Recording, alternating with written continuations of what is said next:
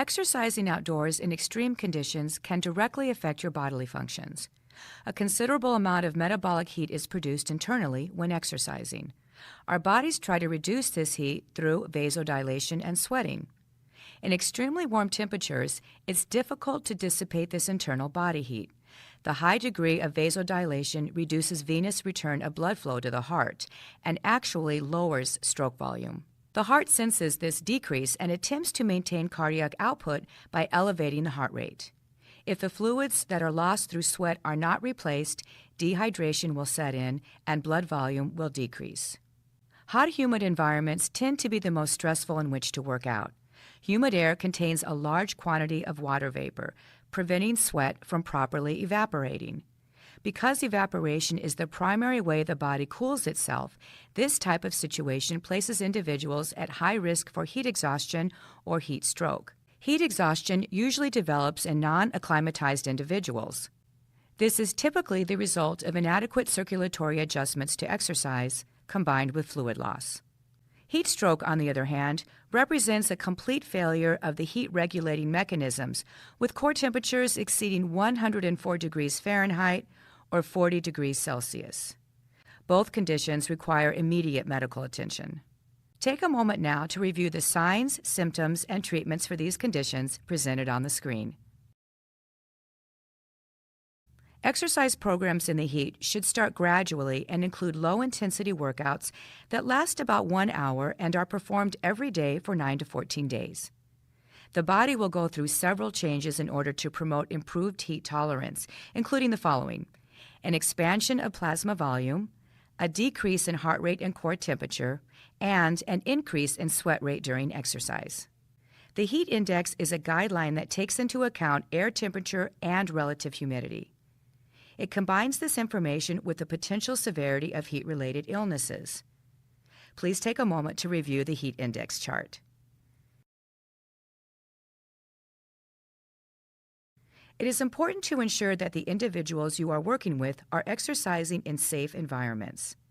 If you are working with clients outside during the summer months, be sure to educate them on how to help prevent heat-related illnesses.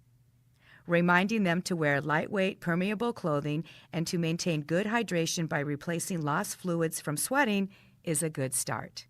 When exercising in the cold, the first major concern is the loss of body heat, which can lead to hypothermia.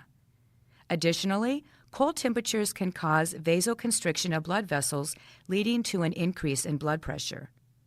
Wind chill is an important variable in determining whether or not your clients should exercise outside, because heat loss is greatly accelerated when there is a strong wind. Take a moment to review how various temperatures and wind chills can increase the likelihood of injuries. Once again, it's important to remind your cold weather clients how they can prevent hypothermia.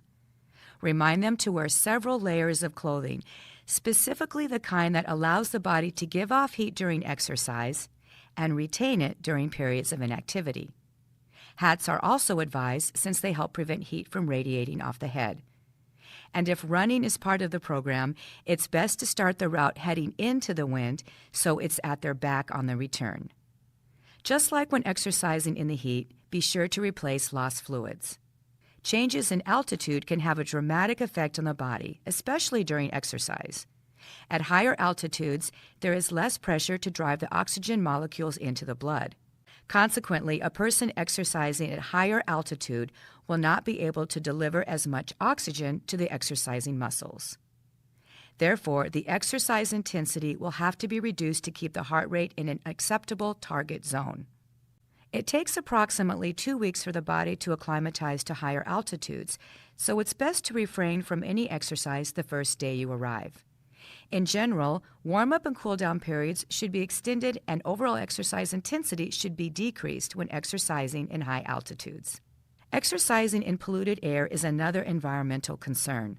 Some areas of the country have high levels of pollutants that can irritate the airway and decrease the oxygen-carrying capacity of the blood. In order to reduce the amount of pollutants inhaled when exercising outside, schedule the session in the morning before smog and emissions from cars begin to rise. Also, the exercise intensity may need to be reduced in order to keep the heart rate in the desired training range. Many cities now have air pollutant index ratings. Be aware of these indexes before heading outside for the workout.